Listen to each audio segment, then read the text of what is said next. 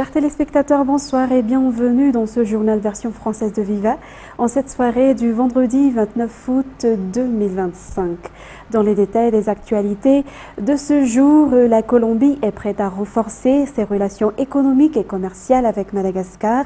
C'est ce qu'a souligné la vice-présidente colombienne actuellement en visite officielle dans le pays devant des opérateurs économiques et des représentants du secteur privé malgache. Le niveau des échanges commerciaux entre les deux pays reste encore très faible à ce jour, mais il représente un potentiel de développement selon les informations. Plusieurs domaines de coopération sont envisageables, tels que l'industrie, l'agriculture et le tourisme. Reportage signé Anna Martina et Enzar Ranjiansu. Cette visite s'inscrit dans le cadre du renforcement des relations entre la Colombie et les pays africains pour la période 2022-2026. Nous souhaitons proposer de nouveaux partenariats porteurs de changements qui permettront de dynamiser les échanges entre nos deux nations, déclare la vice-présidente colombienne. C'est également la raison de ma présence aujourd'hui aux côtés du ministre délégué chargé du commerce extérieur. La vice-présidente de la Colombie a affirmé la volonté de son pays de consolider ses relations économiques et commerciales avec Madagascar. Sa visite à la tête d'une délégation officielle s'inscrit dans cette volonté de coopération renforcée. Plusieurs secteurs de collaboration ont été présentés ce jour à la Chambre de commerce et d'industrie d'Antananarivo. La Colombie a exposé plusieurs de ses produits d'exportation vers le marché mondial et manifeste son ouverture au commerce avec Madagascar. De plus, les produits malgaches ont des potentiels sur le marché colombien et peuvent y être compétitifs. Selon les statistiques, le volume des échanges commerciaux entre la Colombie et Madagascar reste encore très faible, autour de 300 000 $, et ce chiffre peut cependant être amélioré. Outre le commerce, la coopération pourrait également s'étendre à d'autres domaines comme l'agriculture, les échanges culturels, l'artisanat et le tourisme. La Colombie, qui préside actuellement la CELAC, Communauté des États latino-américains et Caraïbes, regroupant 33 pays d'Amérique latine et des Caraïbes, a également exprimé sa volonté de coopérer avec les pays membres de la SADC, actuellement présidés par Madagascar. Restons dans ce même contexte, la coopération entre Madagascar et la Chine continue de porter ses fruits. La télé-réalité Divide Road Season of Unity, tournée dans la Grande Île, vient d'être lancée pour mettre en valeur cette relation solide à travers l'histoire du riz hybride, symbole de réussite agricole et d'amitié entre les deux pays. Ruzu Christelle Rakutmalal et Nzar Ranjiansu.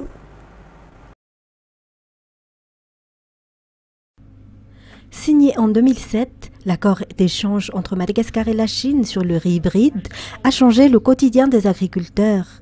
Dès l'année suivante, les récoltes ont augmenté.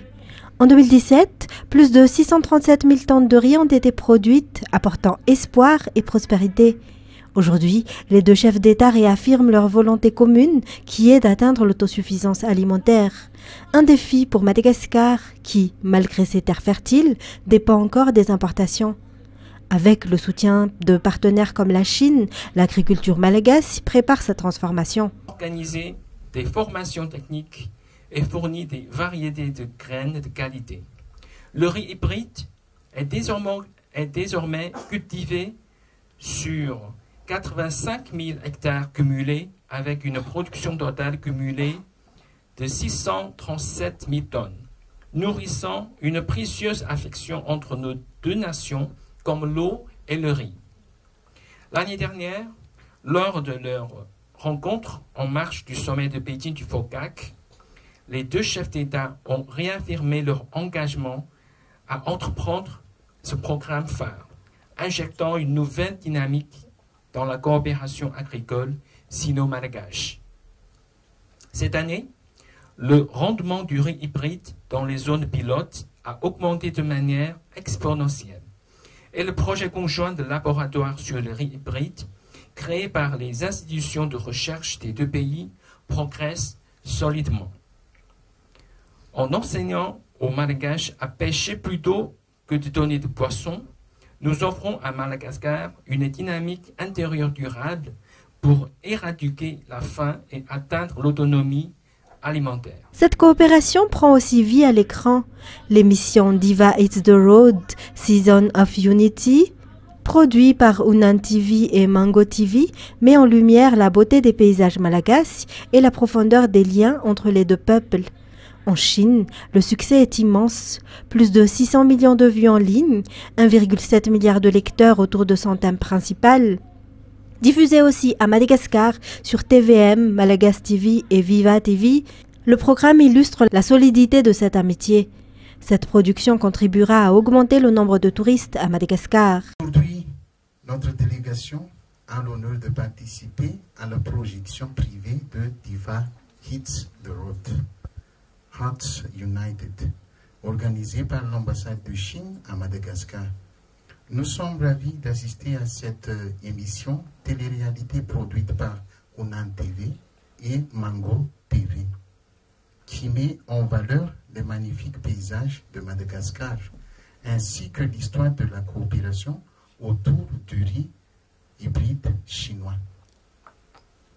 Production intégrale de Diva Hit the Road, réalisée à Madagascar, est le fruit concret de nos échanges culturels.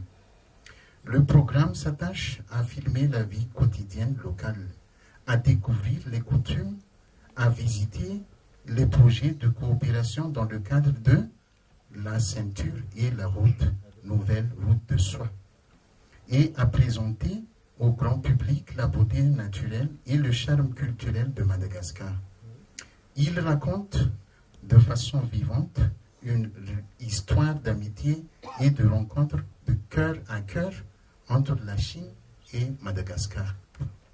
Avec l'approfondissement de ces interactions culturelles et humaines, davantage d'entreprises de Hunan viendront investir à Madagascar.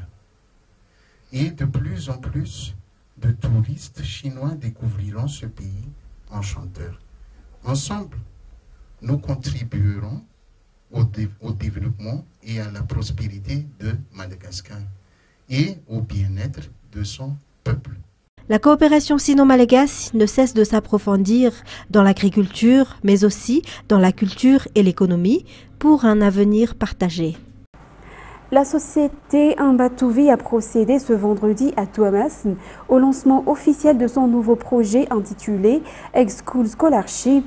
Cette initiative vise à soutenir les élèves méritants issus de familles défavorisées afin de leur offrir la possibilité de poursuivre sereinement leurs études secondaires. Reportage de Mervoula Sferen sur les images de Praz Denilson. Pour l'année scolaire 2025-2026, 56 élèves issus des 4 districts concernés par les activités d'Mbatuvi, Tuamasna 1 et 2, Prikaville et Muramang bénéficieront de ce projet Egg-School Scholarship. 2 catégories de bénéficiaires sont retenues, ceux qui ont déjà bénéficié de la bourse Mbatuvi au collège et qui ont réussi l'examen du BEPC et les nouveaux lauréats sélectionnés parmi les élèves méritants issus de familles défavorisées et scolarisés dans des établissements scolaires à proximité des sites d'Mbatuvi ayant obtenu une moyenne égale ou supérieure à 12 sur 20 au BEPC. La bourse couvre les frais de scolarité, le matériel scolaire, l'apprentissage des langues étrangères et d'autres dépenses liées aux études. Parmi les bénéficiaires, ces élèves ont déjà été soutenus par Mbatuvi depuis 2021 et viennent de réussir le BEPC cette année. L'objectif est de soutenir les parents, de prévenir l'abandon scolaire et d'accroître le taux d'accès à l'université. L'existence d'une telle bourse permet d'encourager les élèves à s'investir pleinement dans leurs études tout en leur offrant des opportunités de perfectionnement et en allégeant la charge financière des familles selon les témoignages des bénéficiaires. Le projet accompagne les élèves à partir de la classe de seconde jusqu'à la 3e année d'université, soit sur une période d'environ 10 ans. Ce nouveau projet vient renforcer les multiples actions déjà menées par Mbatuvi en faveur de l'éducation et confirme son engagement durable pour l'appui à la jeunesse et au développement socio-économique à Madagascar.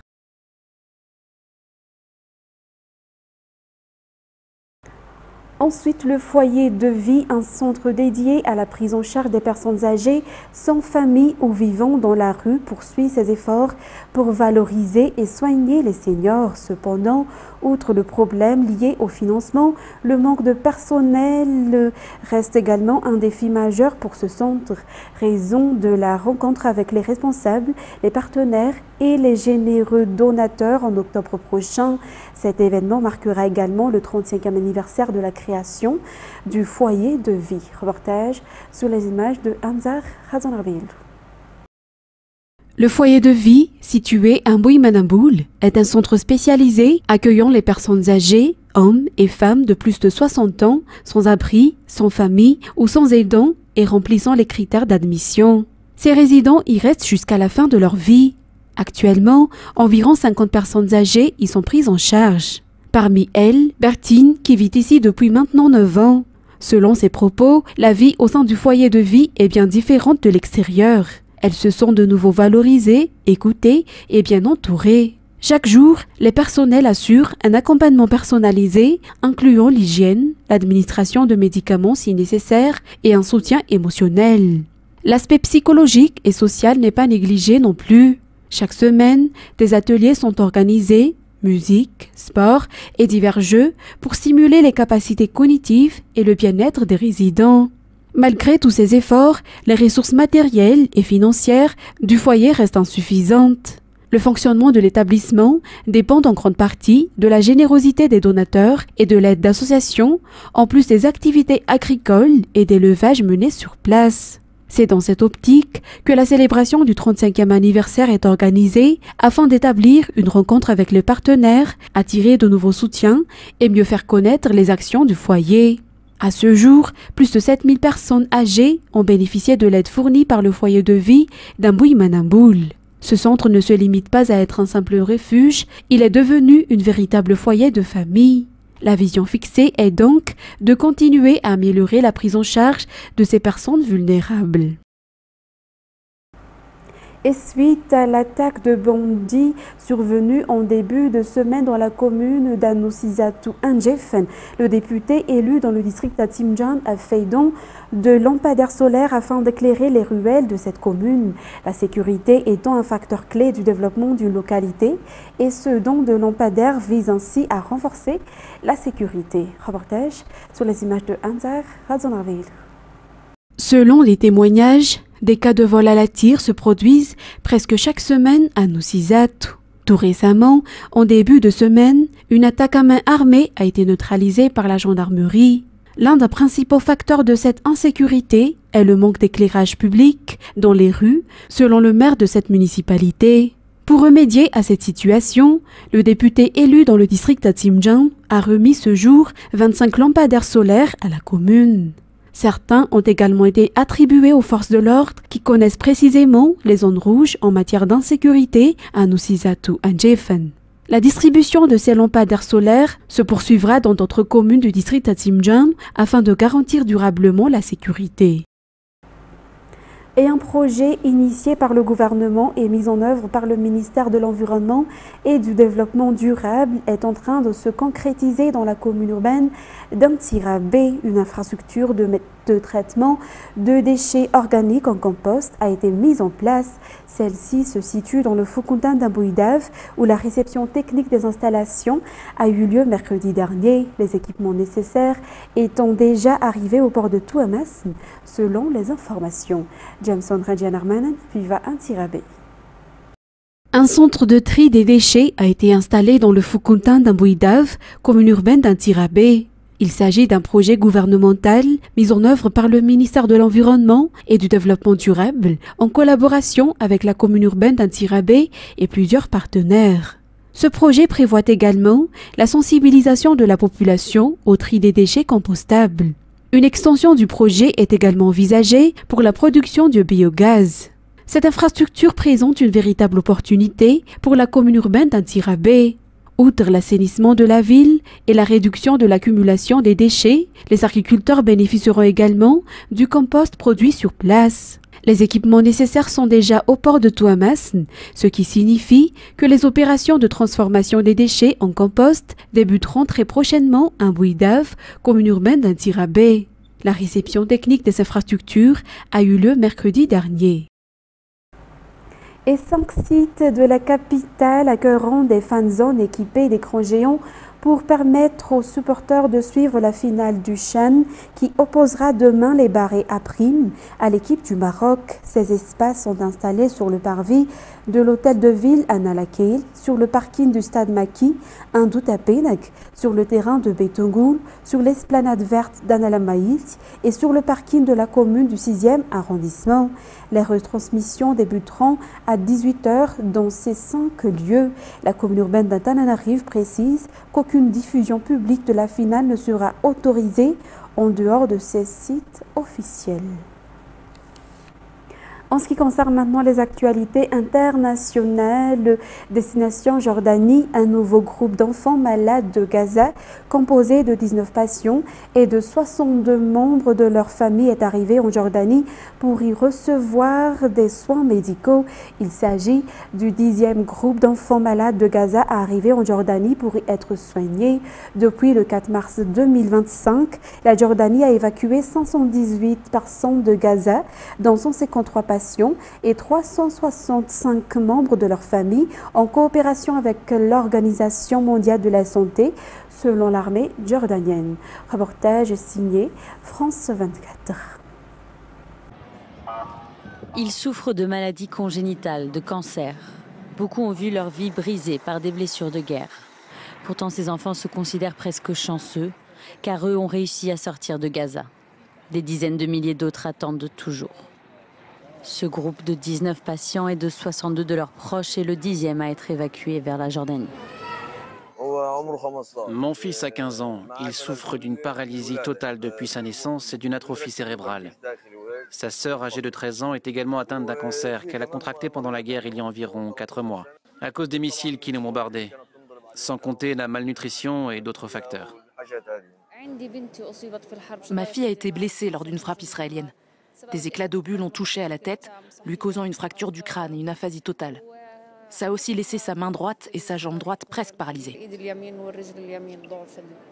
Les soigner à Gaza est devenu impossible en raison du manque de médicaments et de la destruction de la plupart des hôpitaux de l'enclave par Israël. Alors que son offensive contre le Hamas se poursuit et qu'Israël menace de s'emparer de plus en plus de territoires, repoussant les Gazaouis vers des zones chaque fois plus réduites, des milliers d'enfants malades et blessés espèrent être évacués. Certains sont morts en attendant d'être soignés. L'Égypte, les Émirats arabes unis et le Qatar accueillent ces enfants depuis le début de la guerre. La Jordanie a, elle, lancé son programme d'évacuation en place en février dernier. Ces dernières semaines, d'autres pays, notamment européens, ont intensifié leurs propres évacuations médicales.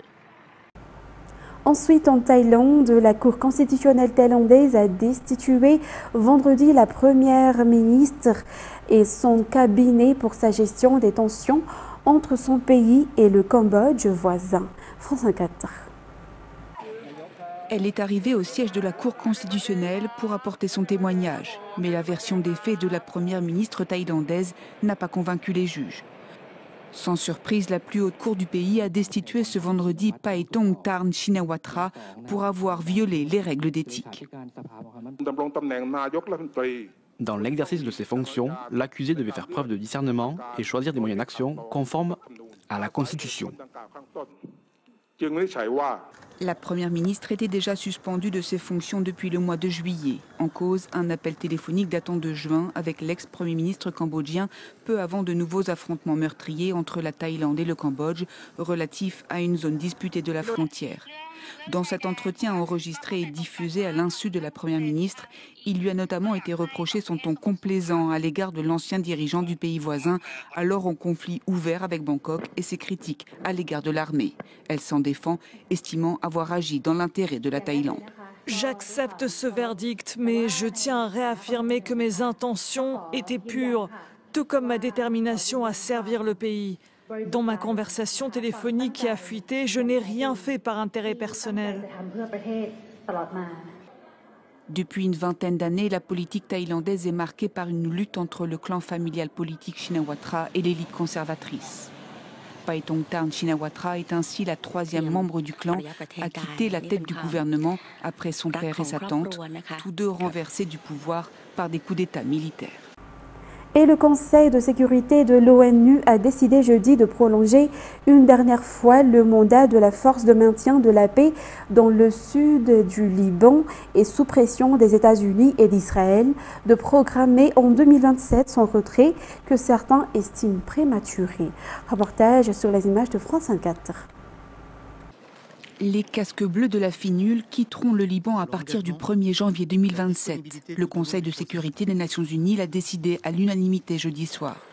En attendant, il a prolongé le mandat de cette force de maintien de la paix qui opère depuis près de 50 ans à la frontière entre Israël et le Liban. Beyrouth plaidait pourtant pour le maintien de la FINUL. Le Liban se félicite du prolongement pour une année du mandat de la FINUL. Mais s'agissant de sa dernière prolongation, nous rappelons que nous considérons sa présence comme essentielle pour garantir la sécurité et la stabilité du Liban et de la région. La FINUL est actuellement composée de plus de 10 000 casques bleus, une force initialement provisoire qui fait tampon entre le nord d'Israël et le sud du Liban depuis 1978. Ce vote du Conseil de sécurité intervient alors que Beyrouth s'est engagé à désarmer le Hezbollah d'ici la fin de l'année. Le démantèlement de ces milices armées est prévu par l'accord de cessez-le-feu qui a mis fin à la guerre menée par Israël fin 2024 contre le mouvement chiite pro-iranien. Un engagement rappelé ce jeudi par Washington qui maintient sa pression. Nous saluons les progrès réalisés par les forces armées libanaises depuis la cessation des hostilités et nous continuerons à nous mobiliser avec elles pour renforcer leurs capacités au moment où le Liban s'engage dans la tâche cruciale qui consiste à désarmer le Hezbollah. Côté israélien, l'accord de cessez-le-feu prévoit notamment le retrait total de ses troupes de la zone tampon, mais Israël maintient sa présence dans des positions frontalières jugées stratégiques. La résolution de l'ONU de jeudi appelle Israël à retirer ses forces du nord de la ligne bleue, cette ligne de démarcation fixée par l'ONU entre le Liban et Israël. Et c'est avec ce reportage que nous terminons cette édition d'aujourd'hui, mesdames et messieurs. Nous vous remercions de votre fidélité et tout de suite après, vous allez suivre l'émission Data avec Jean-Claude Adjiamalal. Nous vous souhaitons de passer un très bon week-end. Au revoir à tous.